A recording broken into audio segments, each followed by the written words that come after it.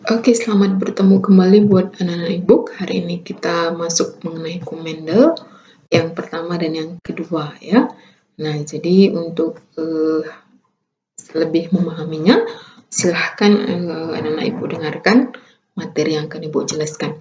Baik, kita langsung saja, nak ya. Nah, jadi yang melakukan proses penelitian mengenai pewarisan sifat dari induk kepada keturunannya itu pertama sekali dilakukan oleh si George Mendel, ya George Mendel. Jadi si Mendel inilah dikatakan bapak genetika gitu, karena dia meneliti bagaimana warisan sifat dari induk kepada anaknya seperti itu ya. Nah, jadi beliau yang pertama kali meletakkan dasar ilmu pengetahuan matematik tentang genetika. Jadi dengan kata lain, genetika itu adalah matematikanya biologi gitu. Jadi kalau kita salah membuat genotipnya, pasti nanti hasil rasio perbandingan penotip F1 atau F2-nya yang kita dapat pasti akan salah gitu ya nak ya. Jadi merupakan matematikanya biologi gitu. Atau kemudian disebut dengan yang namanya Mendelisme ya. Jadi beliau dianggap sebagai bapak genetika karena orang yang pertama sekali melakukan proses penelitian mengenai pewarisan sifat tadi ya nak ya. Nah, Mendel itu melakukan proses penelitian terhadap makhluk hidup ya, pewarisan sifat kepada organisme ataupun terhadap makhluk hidup itu melalui yang namanya proses persilangan. Jadi bagaimana sifat itu diwariskan daripada induk kepada anaknya itu diteliti melalui proses persilangan. Jadi dikawinkan antara satu makhluk hidup dengan makhluk yang lain yang sejenis, baru dilihat seperti apa keturunannya. Dihitung persentasinya, berapa sifat dominan yang diwariskan, berapa sifat resesif yang diwariskan seperti itu. Jadi hukum Mendel ini berbicara mengenai proses penyilangan seperti itu ya nak ya. Nah, jadi percobaan mengenai persilangan tanaman yang dilakukan oleh Mendel itu terbagi atas ada dua. Yang pertama itu adalah ada namanya hukum pemisahan atau hukum segregasi, dikenal juga sebagai hukum Mendel pertama. Ya, jadi ini merupakan proses penyilangan monohibrid. Jadi proses penyilangan yang melihat seberapa besar persentase diwariskannya suatu sifat dari induk kepada anaknya, tapi dalam hal ini yang diteliti itu adalah hanya satu sifat beda. Mono artinya satu gitu ya. Nah, kalau yang kedua namanya adalah hukum berpasangan bebas atau independent assortment, juga dikenal sebagai hukum kedua Mendel yang berlaku untuk dihibrid. Nah, jadi ini merupakan penelitian mengenai pewarisan sifat dari induk kepada keturunan juga sama, tapi dia yang diteliti itu adalah dua sifat beda atau lebih. Jadi bukan hanya dua, tiga boleh gitu. Seberapa besar dua sifat beda itu diwariskan dari induk kepada keturunannya gitu. Jadi makanya dikenal istilahnya adalah di situ dikatakan dihibrid gitu, persilangan dihibrid. Nah, kalau yang pertama tadi namanya adalah hukum monohibrid gitu ya. Nah, ya jadi hukum Mendel ada hukum Mendel yang pertama itulah prinsipnya penyilangan monohibrid. Kalau dia hukum Mendel yang kedua prinsipnya adalah penyilangan dihibrid gitu ya. Oke, kita lanjut. Nah, genetika itu menyangkut penyebaran ekspresi gen. Nah, ya gen. Memang nanti kita berbicara mengenai gen.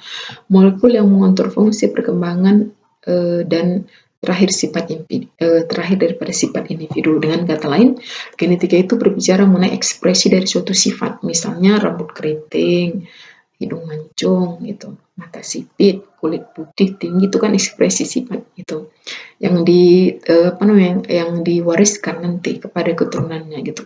Ekspresi sifat dari induk kepada keturunannya dalam bentuk kode-kode dalam bentuk daripada gen gitu yang terdapat dalam lokus kromosom yang kita pelajari kemarin gitu. Jadi ekspresi daripada suatu sifat yang akan diwariskan kepada keturunannya. Nah, itu adalah bisa dikatakan ilmu genetika gitu. Namanya juga gen etika. Gen adalah faktor pewaris sifat. Etika adalah aturan, berarti aturan daripada pewarisan sifat yang bisa sifat tadi diekspresikan dalam bentuk yang namanya ya gen-gen yang berbeda karena dia menyatakan sifat yang berbeda gitu ya. Nah, kita lanjut lagi. Nah, kalau kita bicara mengenai genetika ini, maka kita harus memahami beberapa istilah gitu ya. Beberapa istilah harus kita pahami di situ. Nah, yang pertama itu adalah namanya genotip. Nah, jadi istilah genotip nanti waktu kita mengilang-ilangkan itu akan kita kenal asal namanya genotip. Jadi genotip adalah sifat yang tidak tampak. Misalnya rambut lurus gitu kan. Rambut lurus itu dia punya genotip. Nah, genotip itu adalah sifat yang tidak tampak gitu. Biasanya apa namanya itu dilambangkan dalam bentuk huruf-huruf gitu supaya nanti kita bisa hitung persentase pewarisannya karena dia tidak nampak, jadi dipermisalkan dalam bentuk huruf. Sifat yang tidak tampak ditentukan oleh sepasang atau sepasang yang namanya atau susunan sepasang gen atau susunan gen dalam individu yang menentukan sifat yang tampak. Jadi ya ini apa namanya ekspresi dari apa namanya sifat yang tidak tampak tapi bisa nanti mengekspresikan suatu sifat yang bisa dinampakkan gitu, bisa nanti berubah menjadi fenotip sifat yang tampak gitu. Jadi kayak itu tadi kan rambut keriting itu dia ada genotipnya. Nah, jadi genotipnya suatu sifat yang tidak tampak biasanya itu dilambangkan dalam bentuk huruf, misalnya nih buat ada yang besar, N besar, P besar, P kecil, K besar, K kecil. Inilah merupakan apa namanya lambang daripada genotip, permisalan genotip yang kita buat. Jadi bukan berarti misalnya ya misalnya kita bilangkan M besar itu warna bunganya merah gitu. Bukan berarti kalau ada bunga warna merah kita buka di dalam ada huruf M, tidak. Jadi hanya melambangkan atau permisalan saja gitu ya. Nah, fenotip sifat yang tampak dari luar. Jadi ya sifat yang tampak ini seperti tadi, misalnya mata sipit, tinggi, kulit putih. Nah, itulah namanya fenotip. Nah, ya. Nah, ada gen heterozigot. Nah, jadi kalau gen heterozigot, hetero arti heterozigot ya, zigot. Hetero artinya itu berbeda.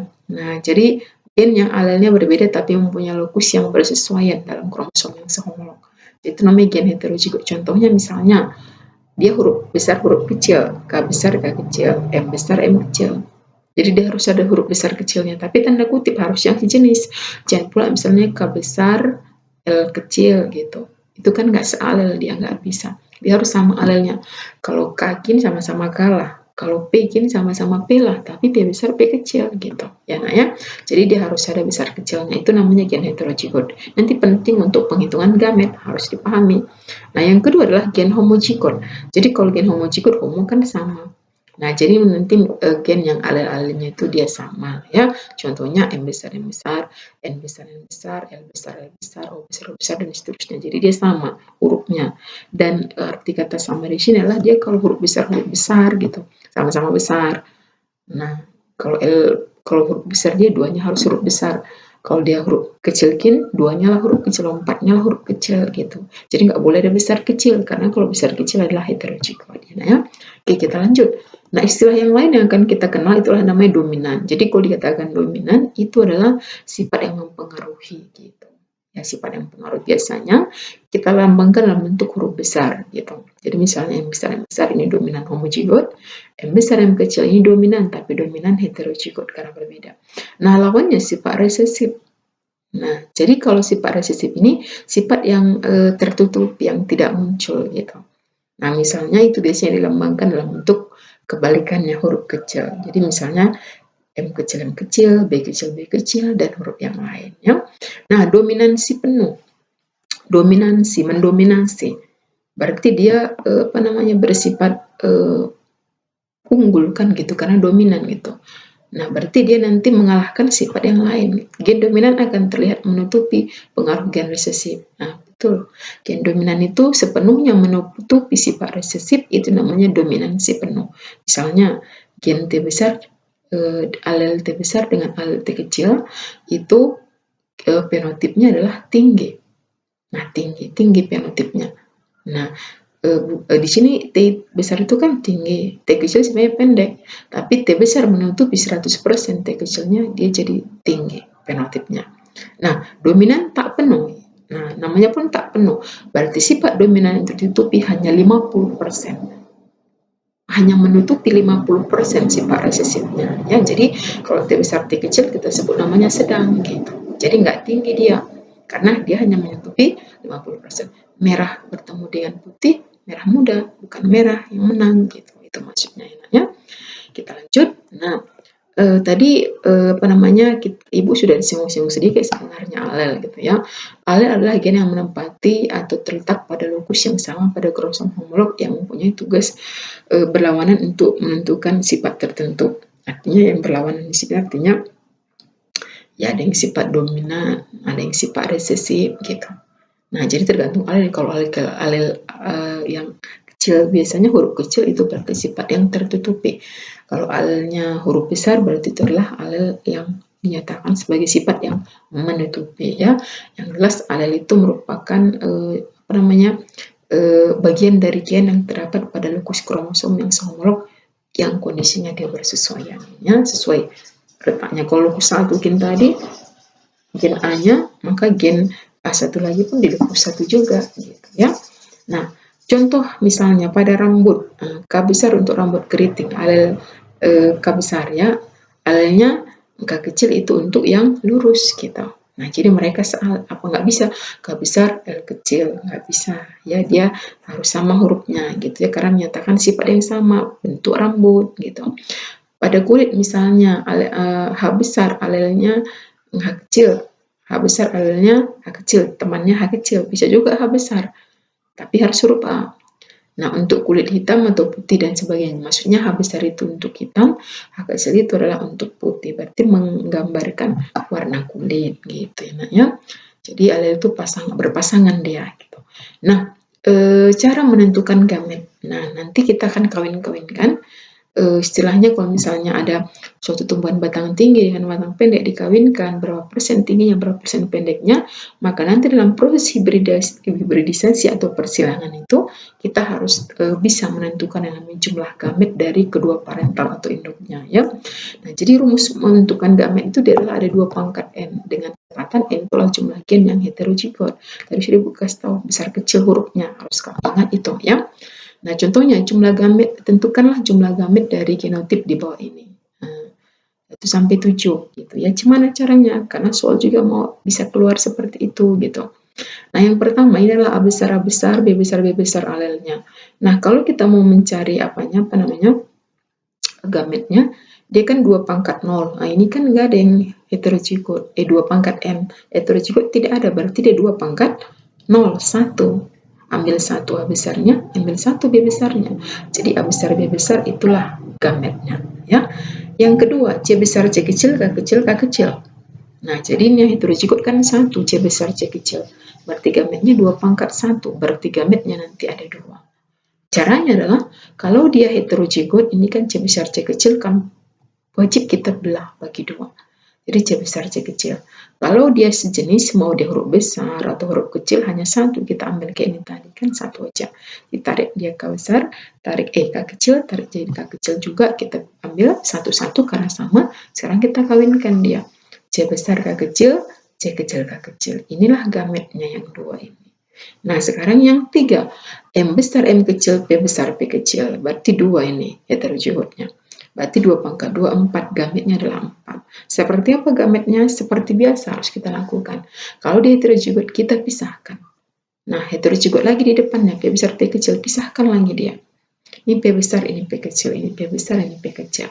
Setelah itu kawinkan. Berarti M besar, P besar. Nih, M besar, P kecil, ini. M kecil, P besar, ini. M kecil, P kecil, ini dia. Nah, itu adalah gametnya. Nah, jadi sistem kayak garpu gitu lah ya. Nah, yang lain misalnya ini, K besar, L besar, M besar, M besar. Ini kan sama juga kan? Homozigot berarti 2 pangkat 0, 1. Ambil aja satu-satu.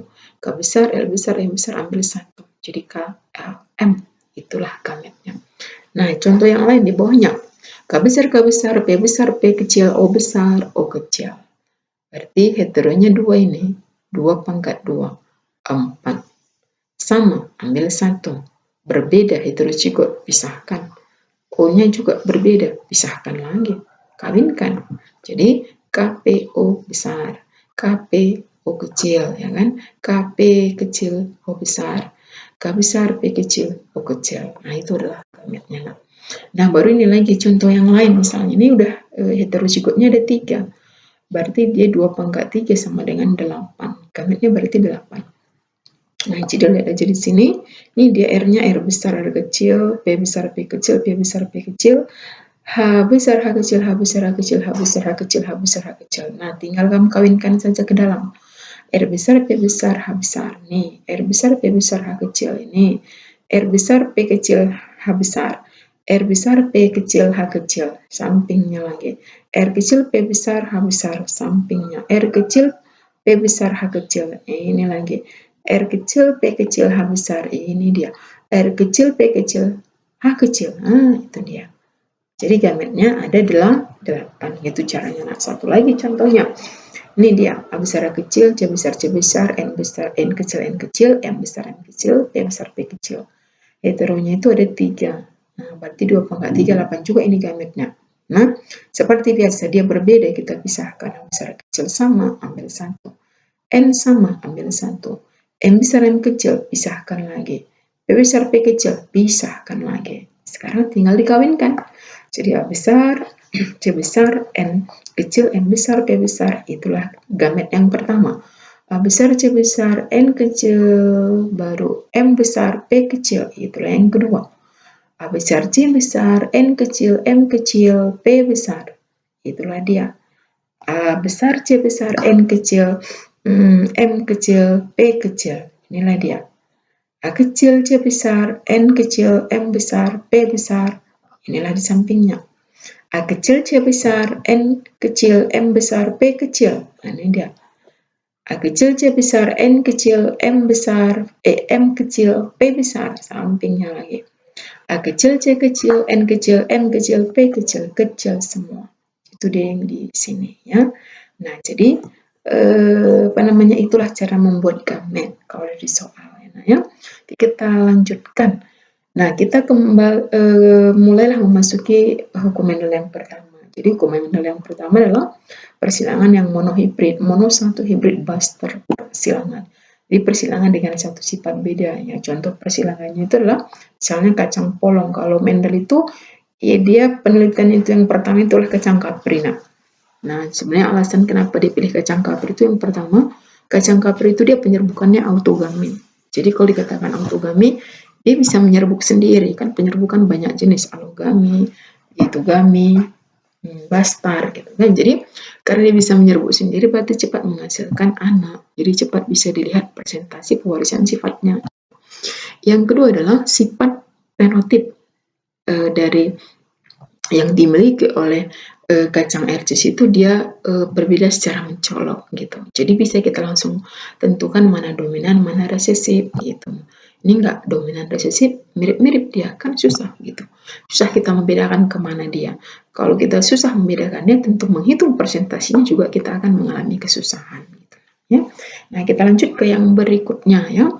Nah, jadi kedua induk murni persilangan prinsip kacang polong atau kacang RCS tadi ya. Kedua induk murni sifatnya. Oke. Berarti masih sifat murni di situ yang dipakai sebagai bahan untuk persilangan atau hibridisasinya. Baru satu fenotip yaitu warna bunga misalnya boleh ya. Beda sifat yaitu bunga merah dan bunga putih. Nah, ada yang bunga merah, ada yang bunga putih kacangnya gitu ya. Nah, jadi merah putih itu kan satu sifat beda juga itu gitu ya, menentukan warna ya. Kalau di hibrid itu persilangan dengan dua sifat beda prinsipnya, kedua induknya juga masih murni sama sifat murni ya. Kedua fenotip itu warna biji dan bentuk biji itu ada yang teliti. Warna biji dan bentuk biji. Nah, beda sifat. Jadi kuning, hijau itu adalah warna bijinya. Bulat keriput itu adalah bentuk daripada bijinya. Jadi dia meneliti mengenai yang namanya dua sifat beda ya. Nanti lebih pun nggak apa-apa ya. Jadi warna biji dan bentuk biji gitu ya nak ya. Jadi contohnya misalnya ada seperti inilah tumbuhan prinsip persilangan itu maksudnya ini parental atau induk tetua. Ini dia warna warna bunganya berwarna ungu, ini warna putih. Jadi gametnya kan ini kan homozigot ini. Homozigot juga tapi homozigot resesif ini dominan. Jadi gametnya kan ini homo berarti 2 pangkat 0 ambil 1, 2 pangkat 0 ambil 1 kawinkan. U besar U kecil. Sifat dominan menutupi 100% sifat resesif. Berarti fenotipnya adalah warna ungu. Nah, sudah warna ungu. Itu adalah keturunan pertamanya. Keturunan pertama ini dikawinkan dengan sesamanya. Dicari lagi gamet ini kan sudah hetero 2 pangkat 1. 2 berarti ambil satu-satu, dikawinkan mereka. Nah, itulah nanti keturunan keduanya atau filial keduanya. Nah, jadi sini bisa dia inilah cara mengawinkannya, bisa sistem Garpo, bisa juga ini pakai tabel, nggak apa-apa gitu ya. Ini gametnya tadi di luar, gamet sel telur. Ini gamet sel sel sperma, sel jantan gitu ya. Jadi ini U dikalikan dengan U besar. Baru setelah itu nanti ini ini dikawinkan kemari ini. Nah, sudah baru nanti dikawinkan dengan yang ini ya, atau ini kemari. Nah, maka lahirlah yang ini. Ini kemari, U kecil U besar kemari. Baru kalau ini dikawinkan ke sini, ya U besar U kecil sama juga ini U besar U kecil. Ini kemari U kecil U kecil. Jadi nanti di sini dia ungunya ada 3. Putihnya ada 1, sehingga rasio perbandingan sifat tanpa F2-nya, keturunan keduanya adalah 3:1 atau 75% banding 25%. 3/4 itu kan 75%. Dari mana 4-nya, Bu? Ini kan totalnya 4. Nah, ini yang warna ungu. Yang warna putih ini kan 1, berarti 1/4, 25%. Itu adalah perbandingan rasio fenotipnya. Kalau ditanya rasio genotip, gennya, huruf-hurufnya. Nah, huruf-hurufnya. UU berapa dalam kotak? 1. Besar-besar maksud ibu. U besar U kecil berapa di kotak? 2. U kecil berapa di kotak? 1. Berarti rasio genotip F2-nya adalah 1:2:1.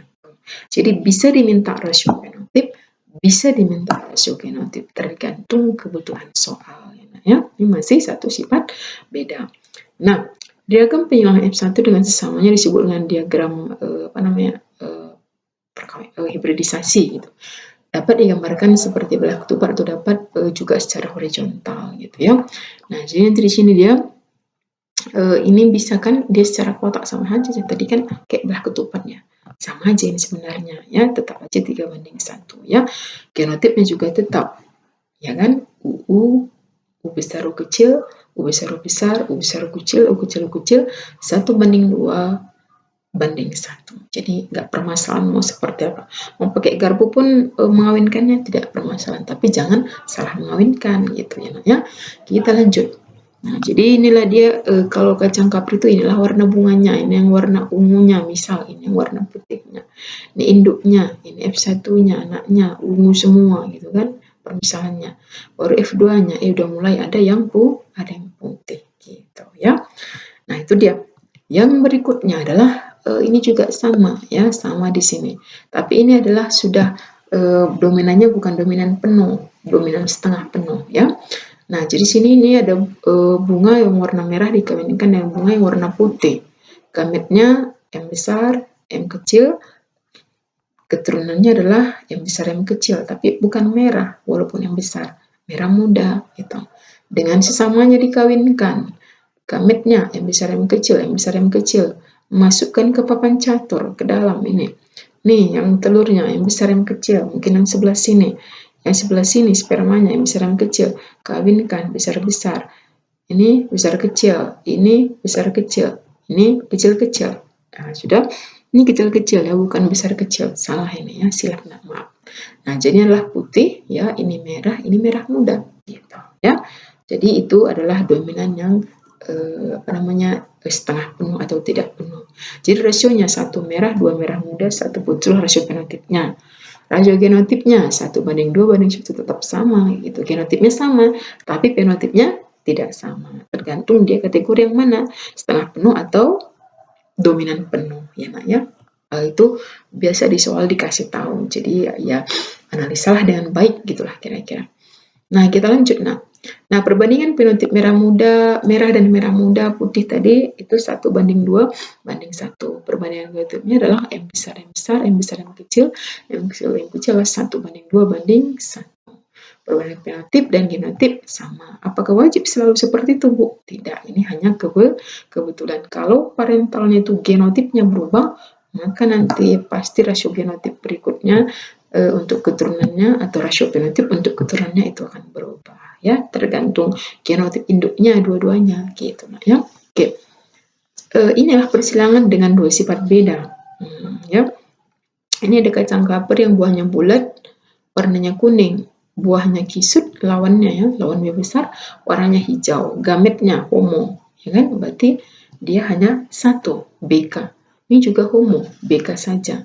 Nah, udah dikawinkan, yang sehuruf dekatkan B dengan B, K dengan K. Berarti B besar, B kecil, K besar, K kecil. Itulah anaknya. Berarti ini bulat kuning, ya kan? Ya, bulat kuning ini dikawinkan dengan sesamanya supaya dapat nanti filial kedua atau keturunan keduanya. Nah, sudah, jadi cari lagi gametnya. Ini kan 2 pangkat 2, ya kan? 2 pangkat N. N-nya 2, 4. Ini juga sama, 4. Caranya seperti yang jelaskan sebelumnya. Jadi dapatlah nanti ini gametnya ini. Nih, ini gametnya. B besar, K besar, B besar, K kecil, B kecil, K besar, B kecil, K kecil. Ya, jadi ada 4 gametnya, 4 kali 4, 16 nanti keturunannya ini. Nah, ini masukkannya lagi ke papan catur.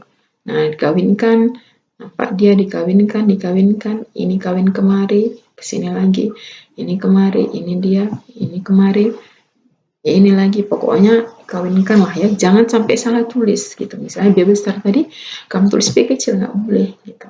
Nanti hasilnya akan berubah ya, terutama genotipnya itu berpengaruh sekali gitu ya. Jadi jangan sampai. Nah, setelah nanti dikawin-kawinkan, maka kita dapat inilah 16, 1, 2, 3, 4. 1, 2, 3, 4, 16 anaknya.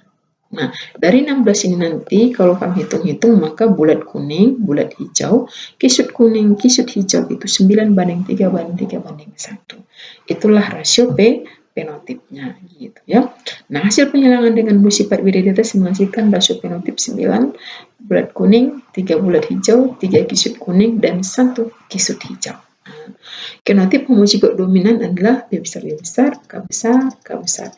Genotip homozigot resesif adalah B kecil, K kecil, K kecil. Jadi, itulah dia perbedaannya dengan yang monohibrid. Tadi 3 banding 1. Gitu. Ini 9331. Apakah nanti persilangan dua sifat beda akan selalu begini rasio genotipnya, Bu? Tidak. Kalau nanti parentalnya berubah dia genotipnya, maka hasilnya juga bisa berubah. Ya, itu dia. Nah, jadi itu adalah contoh persilangan dua sifat beda. Ya, satu bentuk buah, satu lagi warna, satu bentuk biji, satu lagi warna bijinya. Perbandingan fenotip bulat kuning, bulat hijau, kisut kuning, kisut hijau, 9331. Ya, perbandingan genotipnya nanti adalah yang B besar, B besar, K besar, K besar, B besar, B besar, K kecil, K besar, K kecil, B besar, B kecil, K besar, K besar, B besar, B kecil, K besar, K kecil, B besar, B besar, K kecil, K kecil, B besar, B kecil, K kecil, K kecil, B kecil, B kecil, K besar, K kecil, B kecil, B kecil, K kecil, K kecil. Kalau kamu hitung nanti ini di tabel tadi yang 16 keturunannya itu, maka nanti kamu dapat dia ini perbandingannya. 1 banding 2, banding 2, banding 1, banding 4, banding 3, banding 1. Berarti yang satu adalah B besar, B besar, K besar, K besar. Yang satu belakang adalah B kecil, B kecil, K kecil, K kecil. Jika tidak seperti ini kamu dapat, berarti kamu salah mengawinkannya. Silap atau bagaimana lah gitu. Atau salah gamet dong gitu. Jadi itu dia, maka dikatakanlah matematikanya biologi gitu ya. Nah, jadi nggak boleh, harus teliti ya. Kita lanjut. Nah, jadi Bu rasa hanya sampai di sini saja dulu ya kan. Nanti untuk berikutnya kita akan masuk ke penyimpangannya. Semoga bisa dipahami. Kalau masih juga yang kurang jelas silahkan ditanya. Tetap jaga kesehatan dan tetap semangat. Sampai ketemu lagi. Terima kasih dan selamat pagi untuk anak-anak semua.